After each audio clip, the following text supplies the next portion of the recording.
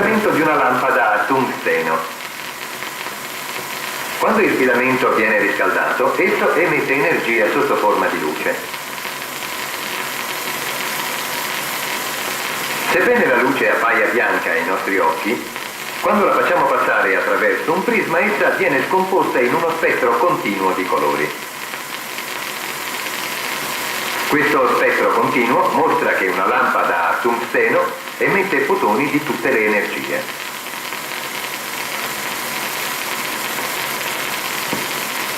Questo è un tubo di scarico di gas contenente idrogeno. La luce emessa è dovuta agli atomi di idrogeno e costituisce uno spettro di righe. Ogni riga corrisponde ad una sola delle possibili variazioni energetiche di un atomo di idrogeno. A differenza che negli atomi di tungsteno, in quelli di idrogeno avvengono ben poche variazioni energetiche. Misure accurate di frequenza forniscono le variazioni di energia e un diagramma dei livelli energetici dell'atomo di idrogeno. Come si spiega che l'energia di un atomo di idrogeno ha solo determinati valori? Descriviamo molto semplicemente l'atomo di idrogeno. Ad ogni istante l'elettrone è separato dal protone da una certa distanza r.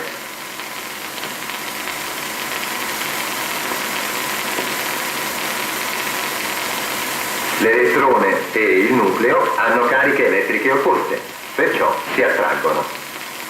A causa di questa attrazione, l'atomo possiede una certa quantità di energia potenziale, che dipende dalla distanza r. L'elettrone è in movimento, perciò l'atomo possiede anche energia cinetica. La somma di queste due forme di energia dà l'energia elettronica totale dell'atomo ed esprime leggi del moto che si applicano alle particelle macroscopiche. Per adattarle al comportamento delle particelle microscopiche, come gli elettroni e i protoni, occorre modificarle. Queste leggi modificate costituiscono le basi della meccanica quantistica.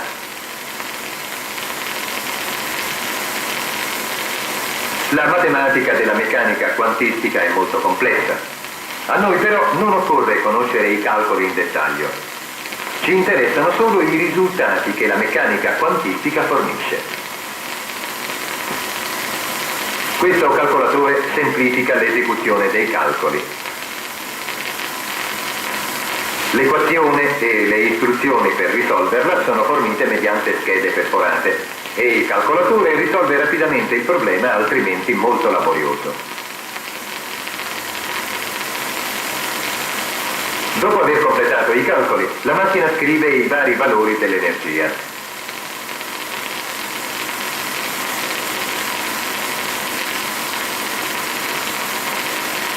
Confrontiamo le energie calcolate con quelle determinate sperimentalmente sull'atomo di idrogeno. L'accordo è ottimo. Quindi la meccanica quantistica offre una spiegazione dei caratteristici livelli energetici osservati per l'atomo di idrogeno. E poiché essa conferma tutte le proprietà misurabili dell'atomo di idrogeno, possiamo credere anche ai risultati che essa fornisce per altre proprietà di più difficile misura. Una di queste proprietà è la posizione rispetto al nucleo dell'elettrone. Che può dirci al riguardo la meccanica quantistica? Consideriamo lo stato d'energia 1s, cioè il più basso e più stabile dell'atomo di idrogeno. Si noti che i risultati della meccanica quantistica sono dati solo in termini di probabilità. Questo gioco ci aiuterà a capire il tipo di informazioni probabilistiche ricavabili dalla meccanica quantistica. Osservate dove colpisce il dardo. Ogni tiro è del tutto indipendente dagli altri.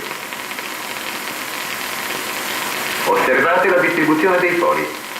Sono molto addensati vicino al centro del bersaglio e si diradano verso gli orli del bersaglio. Questi fori rappresentano la probabilità che al tiro successivo il dardo colpisca un dato centimetro quadrato. Dove ci sono molti fori, la probabilità è alta, dove sono pochi è bassa. Pertanto, la probabilità che il dardo colpisca vicino al centro è molto maggiore della probabilità che colpisca lontano. C'è una stretta analogia con la distribuzione elettronica nell'atomo di idrogeno. I poli sono distribuiti intorno al centro proprio come l'elettrone centra il suo movimento attorno al nucleo. Guardate il diagramma di probabilità per lo stato 1s dell'atomo di idrogeno fornito dal calcolatore.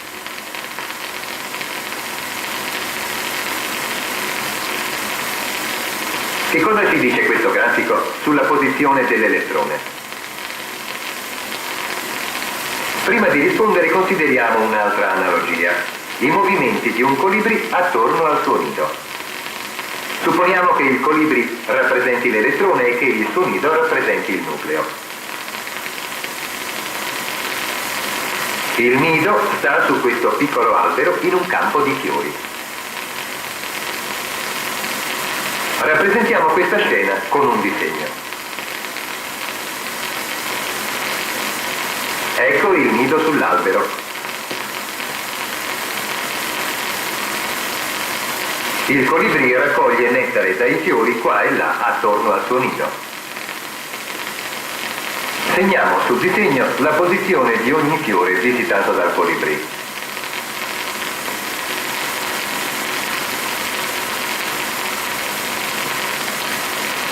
Eccone uno. Segniamo la posizione di questo fiore. Oh, adesso è qui. Segniamo anche questo fiore.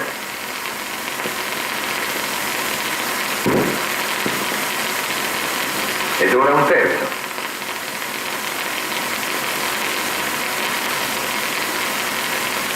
Continuiamo a segnare queste posizioni.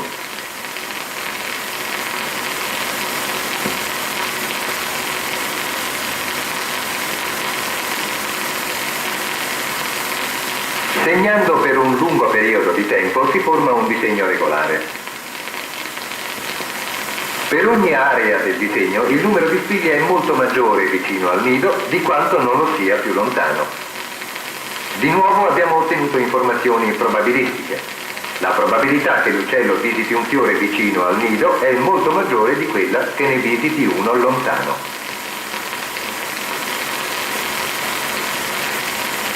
Esiste una distanza media del colibrì dal nido, ma talvolta lo si potrà trovare a distanza minore, talvolta più lontano.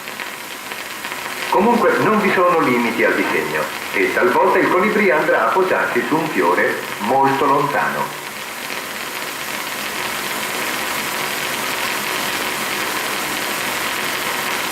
Il grafico dell'atomo di idrogeno ricavato dal calcolatore ha esattamente lo stesso significato. Proprio come il disegno, indica la probabilità di trovare il colibrì ad una certa distanza dal nido. Così il grafico indica la probabilità di trovare l'elettrone ad una certa distanza dal protone. Vediamo che la probabilità di trovare l'elettrone vicino al nucleo è molto maggiore di quella di trovarlo lontano. Anche qui non esistono limiti al grafico. Infatti è molto più probabile che l'elettrone sia vicino al nucleo, ma talvolta potrà esserne molto lontano. Peraltro questo grafico mostra la probabilità in due sole dimensioni. Con un disegno prospettico indichiamo la terza dimensione.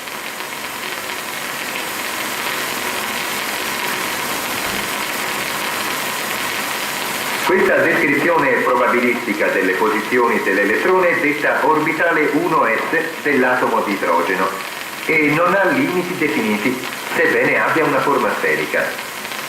Perciò 1s è un'abbreviazione adatta, perché 1 indica lo stato d'energia dell'atomo ed s denota la forma sferica dell'orbitale. Ma ricordate che l'orbitale rappresenta solo la probabilità di trovare l'elettrone in una certa posizione.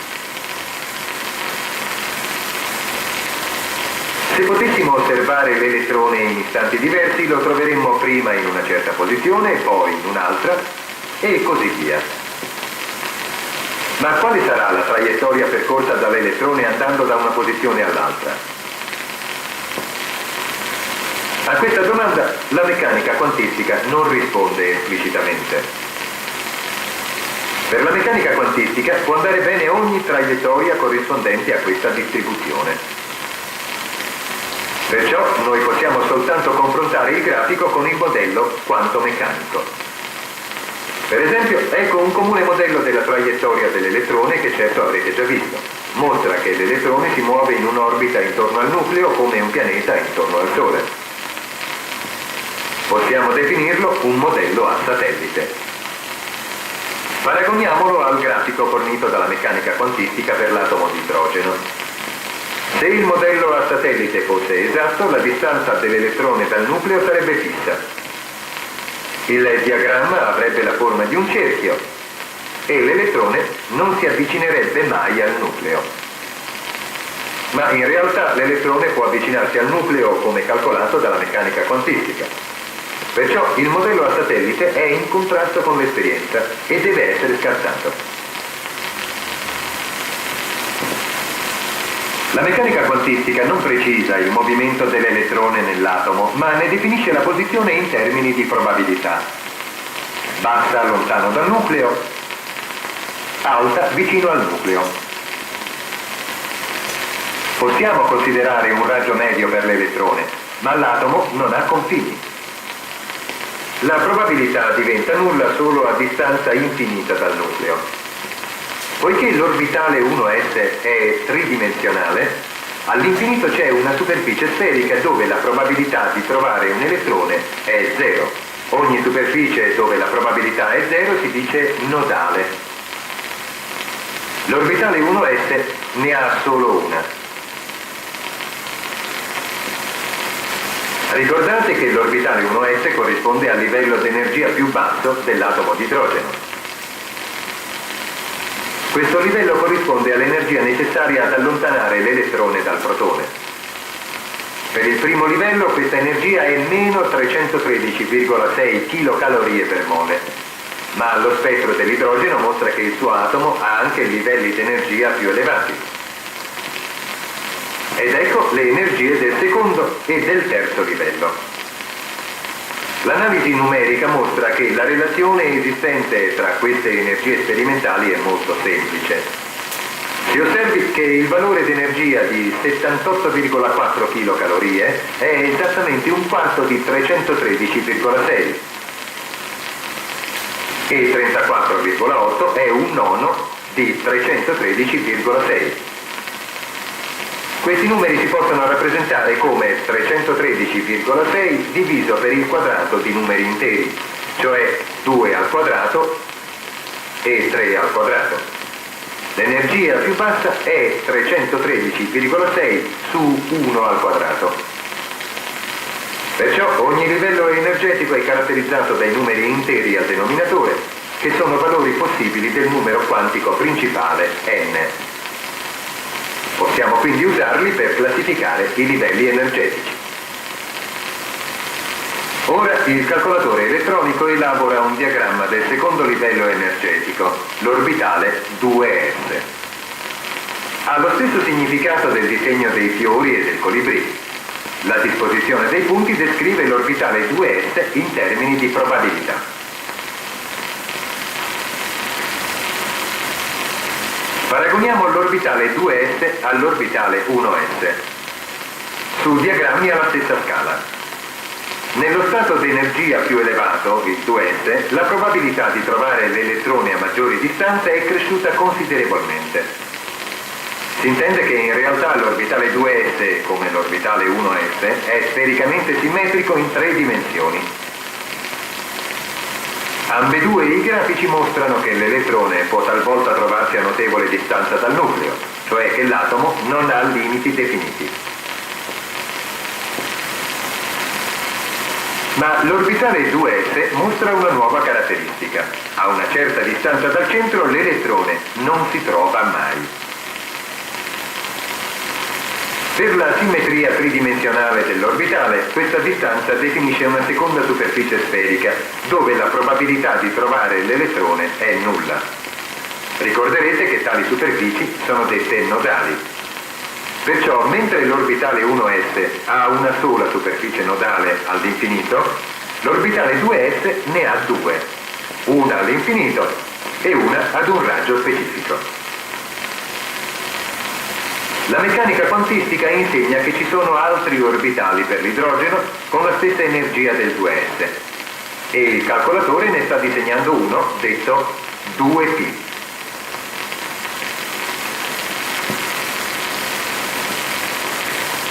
L'orbitale 2p ha circa le stesse dimensioni del 2s, ma ne differisce notevolmente nei contorni.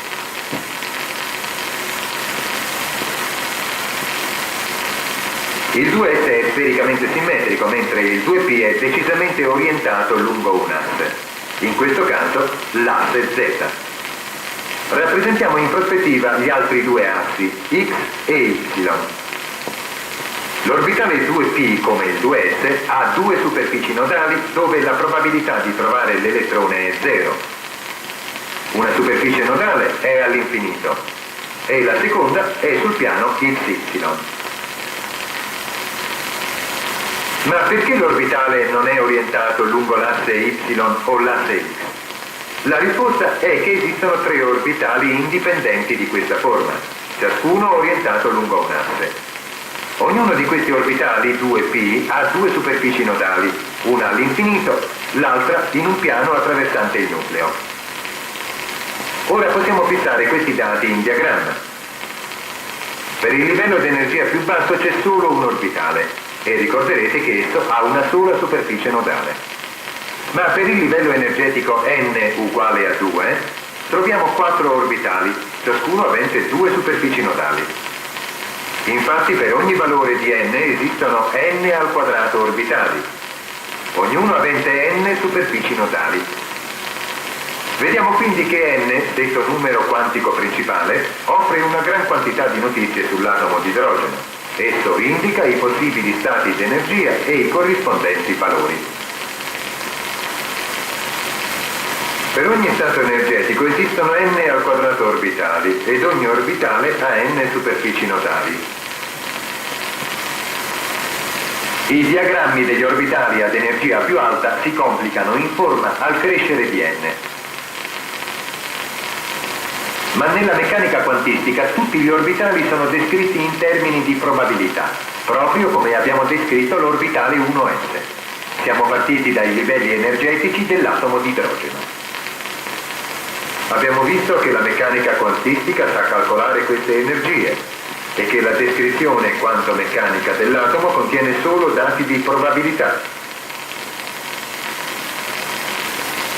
come la distribuzione dei fori nel bersaglio e come la distribuzione dei fiori visitati dal colibrì. La meccanica quantistica spiega anche molti altri concetti della chimica, come i livelli energetici di atomi con più di un elettrone, la formazione di molecole, le energie e le distanze di legame. Questi successi dimostrano l'utilità della trattazione quantomeccanica dell'atomo.